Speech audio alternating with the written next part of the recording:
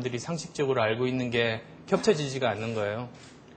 근데 이제 그런 것들을 모르고 예를 들면 공대를 나온 사람과 경영대를 나온 사람이 어떤 일을 한다, 뭐 회사든 또는 뭐 프로젝트든 일을 할 때 나는 상식이라고 생각했는데 저 사람이 모른다고 하면 의심을 하게 되거든요.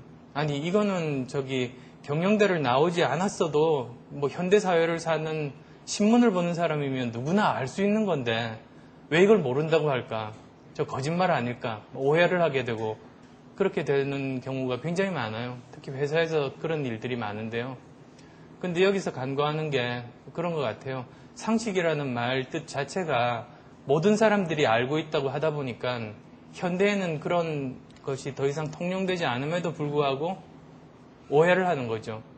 그래서 지금은 오히려 중요한 것이 사람마다 상식의 폭이 다르다. 나에게는 상식이지만 다른 사람에게는 상식이 아닐 수도 있다. 또는 다른 사람에게는 상식이지만 나는 모를 수 있는 영역이 있다. 내가 모르는 그런 상식적인 부분이 있을 수 있다. 그런 마음가짐이 굉장히 중요한 것 같아요. 그래서 첫 번째로 여러분들이 이제 사회에 나가서 전문가로서 활동을 하려고 할 때 정말 반드시 필수적으로 필요한 첫 번째 부분은 다른 분야에 대한 상식과 포용력인 것 같습니다. 도요타 자동차 회사, 가장 좋은 자동차 회사라고 할 수 있는데요. 거기서 T자형 인재라고 있습니다. 도요타가 영어로 토요타, T로 시작하니까 그런 뜻도 있는데요. 그 알파벳 모양을 보면 또 참 잘 만들었다는 생각이 듭니다. T에서 그 아랫 막대기는 한 분야에 대한 깊이 있는 전문성을 뜻하고요. 수평 막대기는 다른 분야에 대한 상식과 포용력입니다. 그래서 도요타에서 바라는 인재상 또는 도요타에서 진정 프로라고 생각하는 사람들은 T자형 인재라는 말로 표현을 하게 되죠. 그래서 한 분야만 알아서는 안 되고 다른 분야들까지 상식과 포용력이라고 하면 자기가 모르는 부분이 있을 수 있다는 것에 대해서 마음을 열어두는 거죠. 자기 상식으로 이해되지 않는다고 해서 무조건 폄하하거나 오해하거나 받아들이지 않으려는 그런 자세보다는 오히려 자기가 모를 수 있다는 것들을 인정하고 이제 받아들이려는 그런 자세를 뜻하는데요.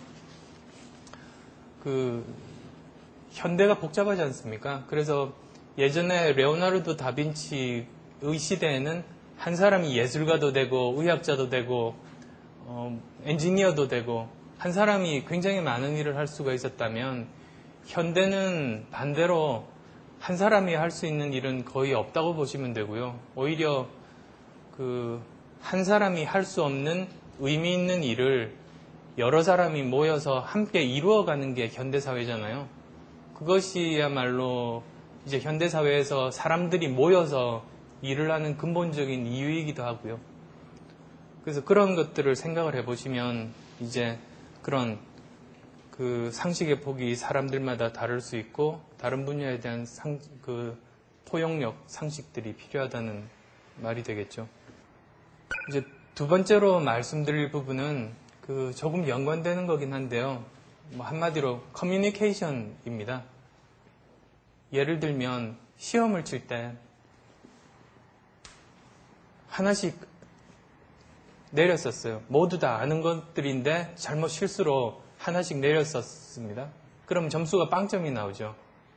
그리고 특히 이제 학력고사 할 때 그런 일이 발생했다고 했을 때 항변할 수는 있겠죠. 나는 정말로 모두 다 알고 100점을 받을 수 있는 사람인데 그런 실력이 있는데 실수 때문에 이렇게 됐다고 항변할 수는 있지만 결과적으로 나오는 시험 점수가 그 사람의 인생을 결정하잖아요. 그러니까 아무 소용이 없는 거죠, 사실은. 남들이 이해는 할 수 있지만 인정은 못 받는 거죠. 전문가도 마찬가지 같아요. 전문가도 아무리 실력이 좋아도요, 혼자서 일하던 시대에는 상관이 없었지만 현대사회와 같이 복잡한 이런 사회에서는 다른 분야의 전문가에게 자신의 지식을 제대로 전달해서 이루어가야 되거든요. 한 사람뿐만 아니라 여러 사람의 전문가들이 모여서 한 사람이 하기 힘든 일을 함께 이루어가는 사회니까요. 그래서 현대에는 그 전문가의 실력이라고 하면 간단한 수식으로 설명이 될 수 있을 것 같아요. 전문가의 실력은 전문 지식 곱하기 커뮤니케이션 능력이죠. 그래서 만약에 세계 수준의 전문가적인 지식을 갖고 있는 사람이라고 할지라도 그 사람의 커뮤니케이션 스킬이 빵점이면, 그러니까 자기만 알고 다른 사람에게 이해를 못 시키면 외부에서 받아들이는 그 사람의 실력은 빵점인 거죠. 절대로 세계 수준이 아니라는 거죠. 그래서 그런 것들을 아셨으면 좋겠고요. 그래서 제가 안연구소가 A로 시작되기도 하니까 A형 인재라는 거를 만들어 봤습니다. T자형 인재는 그 자체로는 굉장히 좋은데요. 그 개인 중심인 것 같더라고요. 그 개인이 가지고 있는 전문 지식과 다른 분야에 대한 상식의 폭이잖아요. 그러니까 개인에 국한되어 있고요. 근데 이제 현대사회에서는 혼자서 일할 수 없는 사회니까 그런 T자형 인재만으로는 부족하고 다른 사람들과의 커뮤니케이션 능력이 필요하다. 그래서 A를 보시면 A가 어떤 의미에서는 사람 인자의 가교 역할을 하는 막대기가 있지 않습니까? 그래서 그렇게 커뮤니케이션이 필요하다는 그런 뜻도 되겠고요.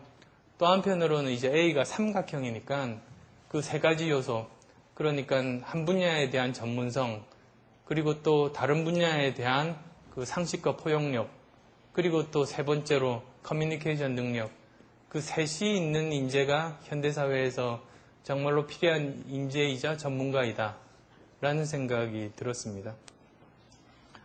제가 미국에서 학교 다닐 동안은 MBA니까 영화 볼 시간이 거의 없었는데요. 한국 돌아와서 이제 처음 봤던 영화가 웰컴 투 동막거리라는 영화입니다.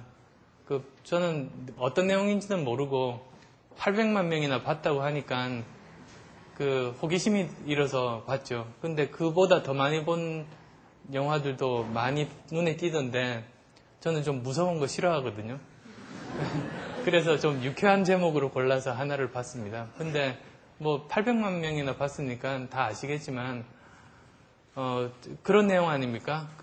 공산군, 국군, 미군 패잔병들이 동막골이라는 산골 마을에 모여서 우여곡절 끝에 친구가 됐는데 미군이 이 마을을 기습하려고 하니까 오히려 거기에 맞서 싸우는 거 아닙니까?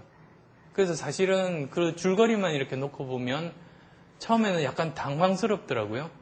제가 방공교육을 열심히 받았던 세대이기도 해서 국군이 미국 공산군과 손을 잡고 미군과 싸운다는 줄거리가 약간 좀 충격적이더라고요. 그리고 또 한편으로는 800만 명이